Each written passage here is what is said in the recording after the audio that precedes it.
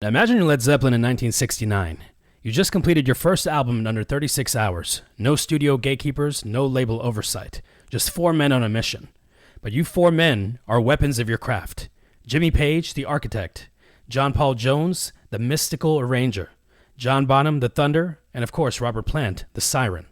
Now, the video I'm going to be reacting to today, How Many More Times, captures the essence of this band, in my opinion, from a full spectrum. I know Led Zeppelin gets a lot of hate for stealing music and basically taking many different influences, but I think their key strengths as a band, on top of being brilliant musicians, is being great arrangers, interpreters, as well as being great producers. Jimmy Page primarily. Now, one thing I'm doing with these videos is basically creating an archive of all these legendary figures that basically tap into both the business world, the art world, and leaving you all with a takeaway at the end of each video that you can use this perspective to sharpen your own journey. Now, if that's something you find value in, please hit like and subscribe for more of these videos. Now, without further ado, let's get into Led Zeppelin, How Many More Times?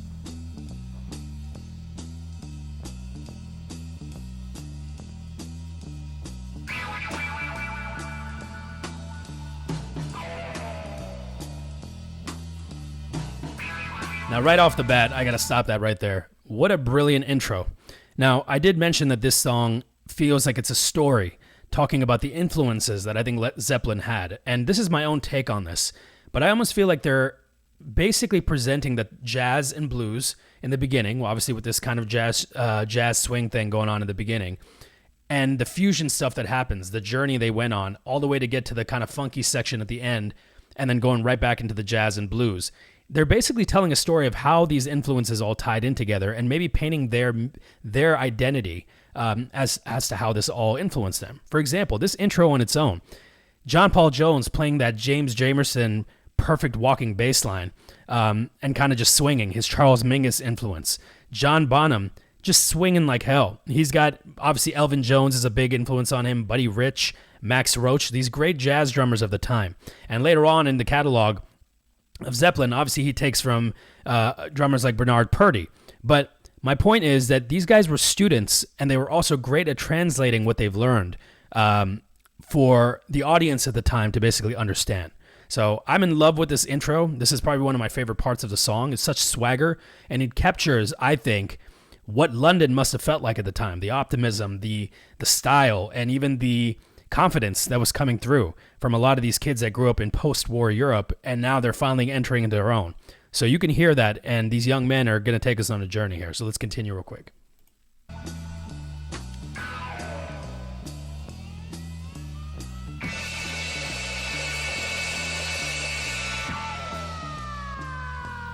What a brilliant use of psychedelics to paint the tapestry.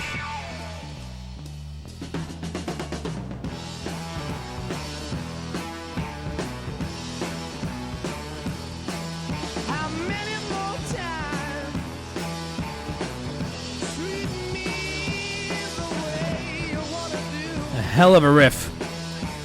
Now, one thing I want to say too, as we continue to go on, I will say that for this video, I am going to have to stop a bit more often than I would like to, because when I've done the first couple reaction videos, I've had my experience with the copyright aspect of YouTube. So bear with me, but I will make sure that everything I do stop and talk about is valuable. So my point for stopping here is listen to the richness of even for that time, the richness of the sonic mix. You know, everybody is playing their part. Everybody's playing their role in such a profound way. And you can hear Jimmy Page's guitars feel so full and rich, very orchestral.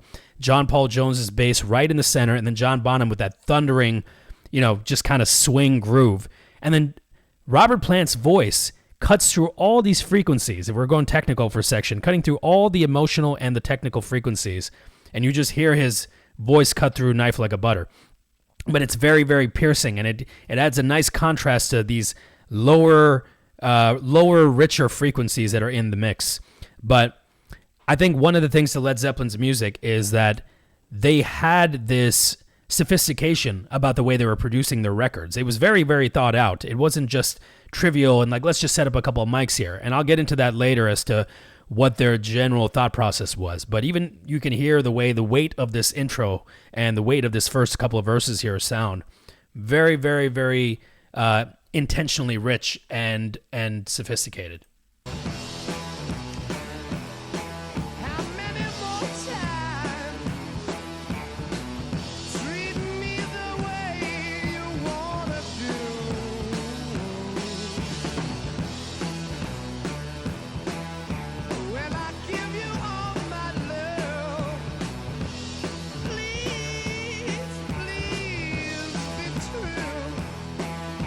You could hear even, if anyone knows in the comments below, please let me know who you think Robert Plant was influenced by vocally. Such a unique voice for that time.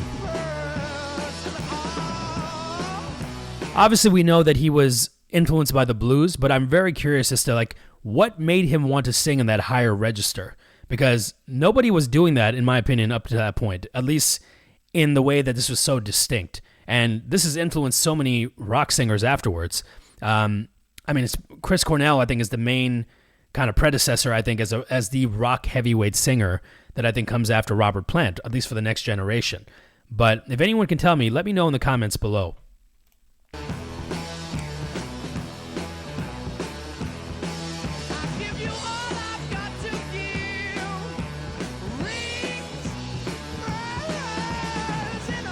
And also, how many more times that lyric is basically taken from Howlin Wolf. So, like I said,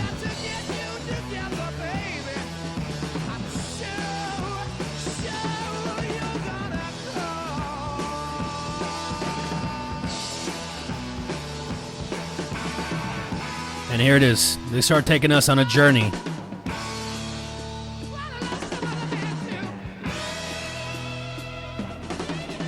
You know, Zeppelin, I think like many of the bands at the time, there was that psychedelic influence, but I also feel like even from a musical perspective, there is such an Eastern influence that you'll see come into this middle section here. It's almost like I feel like the beginning intro was like they're in London, and then as you move into the middle section, you're going out into the English Highlands or the English Midlands, where, you know, Plant and Bonham are from, and then all of a sudden it takes you into their kind of subconscious, and then goes into this Eastern expansion. And then last but not least, it gets into this funky section, which we'll hear later. But I think it was very, very, very, very well thought out. And like, this is the crazy thing. These guys are kind of quote unquote winging it, but this is all an arrangement that's thought out. And then they're just jamming this as a foundation with Jimmy Page's guitars, you know, layered and overdubbed afterwards. And obviously all the violin, guitar and all that. But what a way to take listeners on a journey. You can't get this with modern production because everything is to a click track, or everything is, you know, quantized if you're in production. If you're a listener, meaning everything is just so sterile and on beat and perfect. These are four humans making this come out of them, and we're all experiencing these frequencies and the up and down in our nervous system because of what's happening, the dynamics. You cannot recreate that with straight ahead digital production. So just want you to be aware of that as you're listening to this.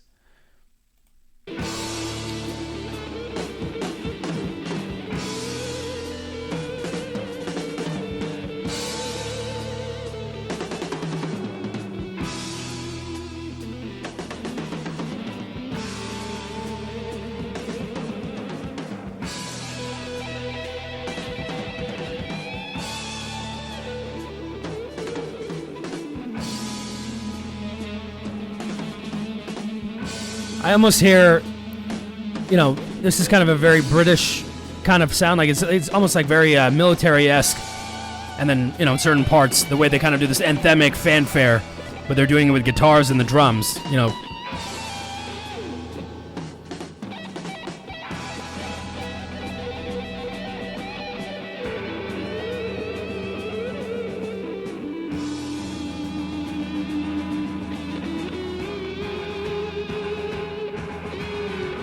And look at that, even then just setting up the journey, the build-up, the dynamics. You don't get to hear this in too many modern takes. And also you got to keep in mind, even back then, this was revolutionary because people were not, everyone was still to the 3 to 4 minute pop song formula. That was, you know, you had to get that as a standard to be approved for radio or for mainstream play.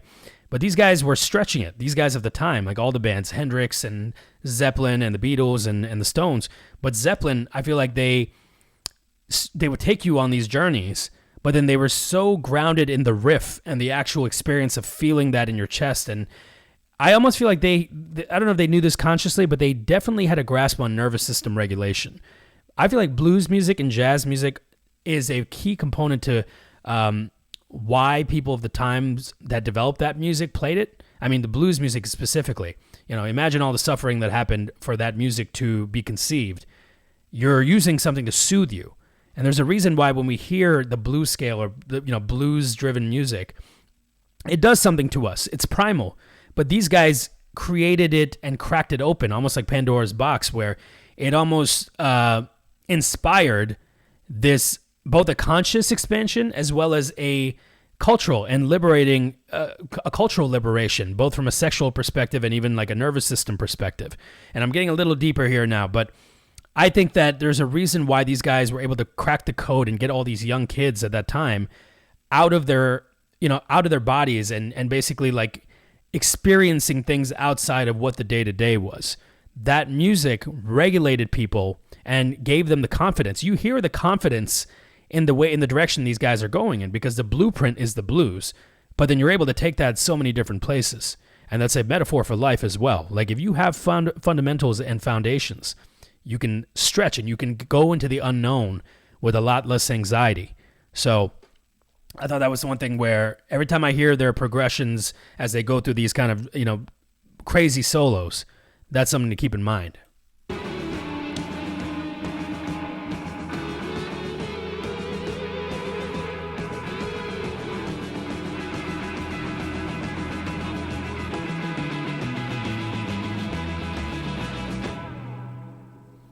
And in my opinion, this is where it starts going into that kind of Eastern influence, almost kind of this like very tabla-esque kind of drumming, and kind of gets very floaty.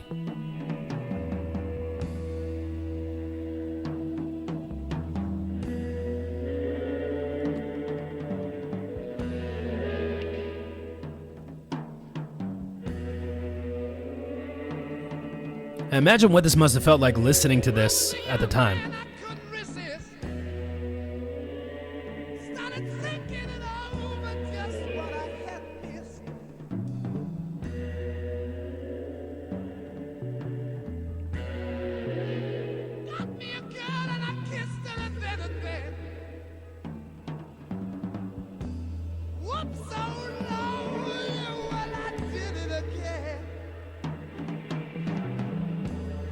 Just listen to the poetry. I can't tell if he actually wrote this for this middle section or he's riffing, but Robert Plant always has that thing where he's almost able to kind of freestyle when he's jamming with the band. And that's almost his contribution over the music kind of just going, And I feel like one thing when it comes to listening to them, I know Jimmy Page has always talked about he wanted to intentionally have it so that you're just listening to each individual band member. You can kind of hear what they're all doing independently. In this middle section, it's even more evident. I'm very curious if somebody could let me know, were they all in the same room doing this, or do you think they were actually had some, kind of gobos, or I guess, kind of dividers in the studio, and they had headphones and were doing all of this off the cans? Let me know if you do know, but I think this is one of those things. I mentioned this in my Hendrix video, and I talk about this when it comes to like Ray Charles. I would have loved to have been a fly on the wall to kind of experience some of this.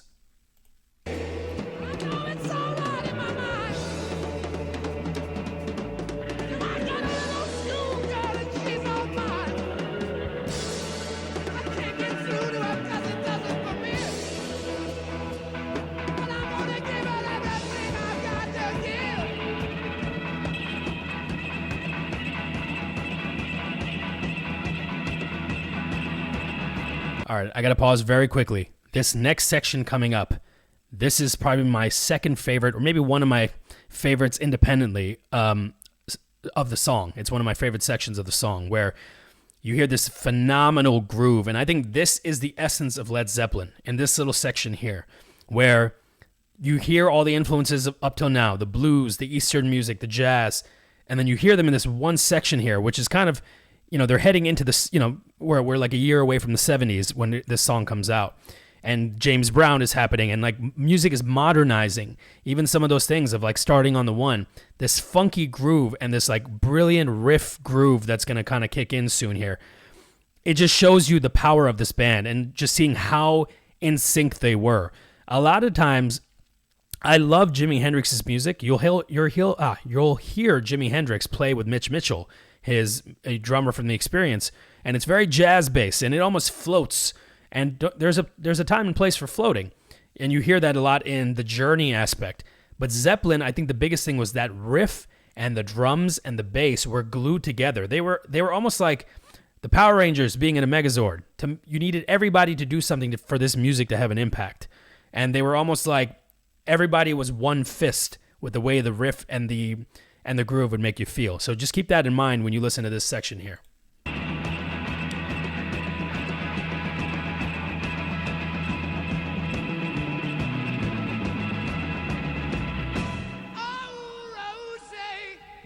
Whew.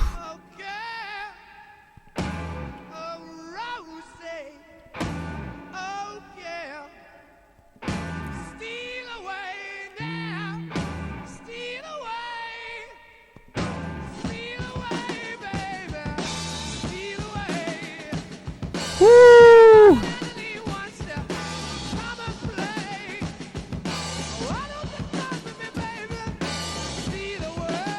That is a nasty groove.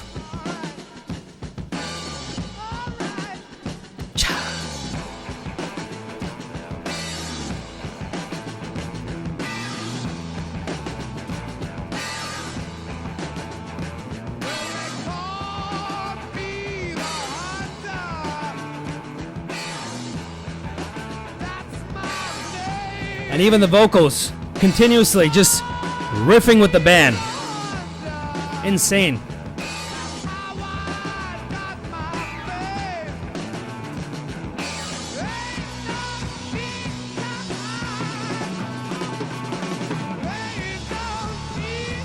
And you can hear this now too, where the guys they know instinctively where the other guy is gonna go. Like, generally speaking, I feel like it's Jimmy Page that's kind of leading it. He's the band leader. But you can, like, to be able to just know, and like, especially when they were on stage, imagine those performances where they weren't looking at one another in the same way. They were just so locked in. But it's not easy to do, guys. This is not easy music to create out of thin air. But I don't know if this could be a cultural shift too, but like back then, you could technically make a living off of your music. I mean, these guys were all full-time, or at least Jimmy Page and John Paul Jones were full-time session players. And I feel like this day and age, number one, the audience for music isn't the same. So it's not an actual industry that works the same way. Everything has become homogenized, not just the styles. I'm not one of those guys where I think there's no good music out there. But I'm talking about the relationship with the audience has become homogenized.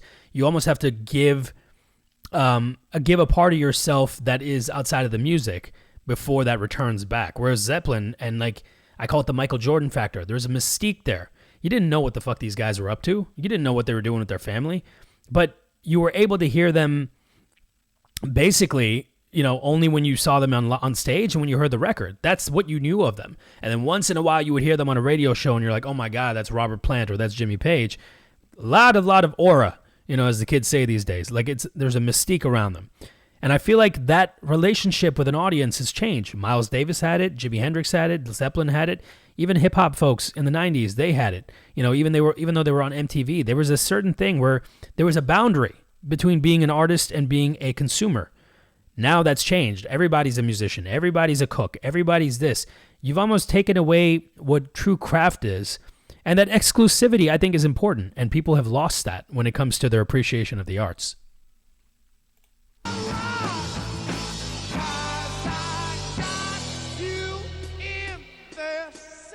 I always like to guess at this section when things are going to hit in. Once in a while I get lucky.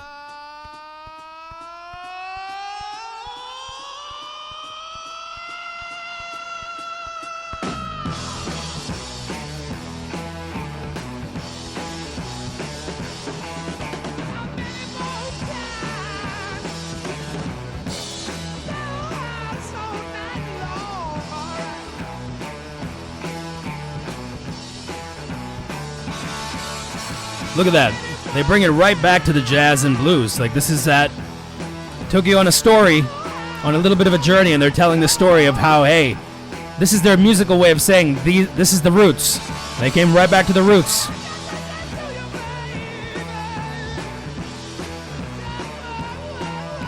And imagine being the engineer, listening to them do this. Like, imagine hearing this come out of the speakers. Unbelievable.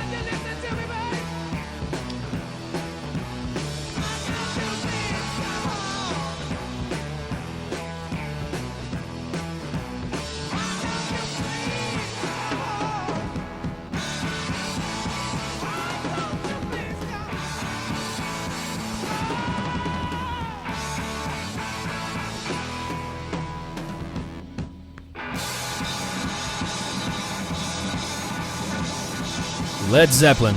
How many more times? Absolutely brilliant. Thank you guys for bearing through the commentary. I mean, not that the that's the whole point of this video, but I'm talking about the amount of times I have to stop. Like I mentioned, there's a lot of stuff that I'm dealing with copyright as I'm entering this reaction video space. So thanks for bearing with me on that. But to the meat and potatoes of this whole video's purpose, the takeaways that I think Zeppelin can help inspire for all of us in our journeys, the perspectives that we have and what we want to sharpen about our own lives.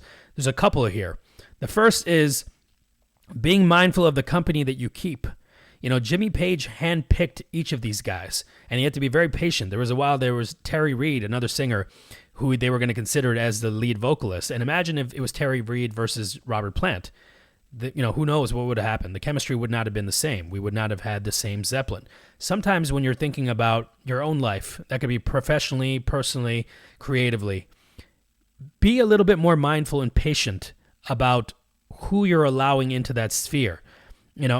I've experienced a lot of times of, I've tried to work with bands. I've tried to do things through labels a couple of times. And I just realized I'm like, nobody is going to execute this thing the way I want.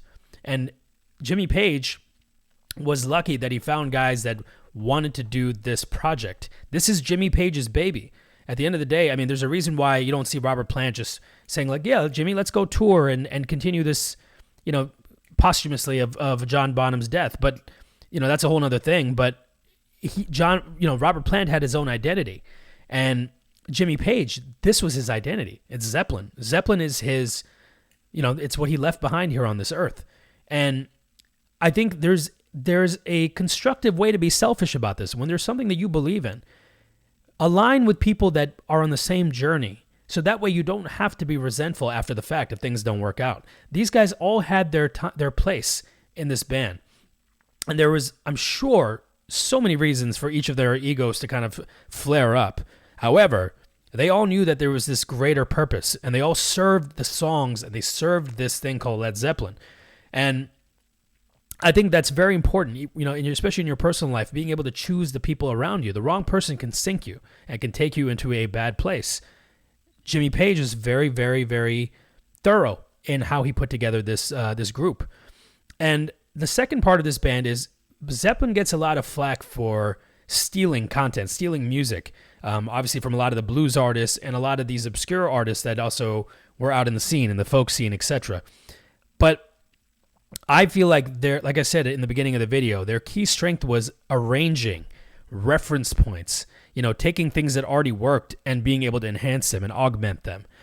That's the other lesson I want to, kind of get across to you.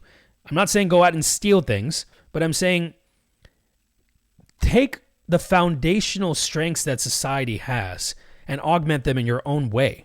For example, I'm doing reaction videos here. I'm actually a musician in my core, but I also enjoy commentating and analyzing the craft. I've been doing music for a very long time, and I have a very, very strong love and admiration for this music, this legacy music. And I feel like there's a lot of juice that we still have not squeezed out of that developmental era, the 50s, the 60s, the 70s. There's so much creative juice that has not been squeezed. And I think people think we have. There's sampling that's been done in hip-hop, and there's things that have been done where people are, oh yeah, I'm recreating this, this song, or I'm doing a cover. But I feel like there was a lot of stuff that was frozen in time then. I don't think that, Miles Davis jumping to fusion, he left behind what he was doing with that cool jazz thing. He might have thought he maximized it, but I think there was still a lot more juice to squeeze. Obviously, the blues, there's a reason why this stuff has stood the test of time, guys. Being able to take things and reframe and reposition them in a way that still serves society, and taking the things that are fruitful, like, for example, the blues. I mentioned the core of it is nervous system regulation. It's healing music. Taking these types of things that are, in such a chaotic and option-heavy world, and narrowing things down to what could be the grounding factor to give people pillars to work off of in their life. So take that for what you will. I really appreciate you all sticking with me for this reaction video. Like I said, if you did find value from this, hit like and subscribe. This is a continued series and this archive for all of you, for all of us. And I look forward to checking with you guys in the next video. Thank you so much.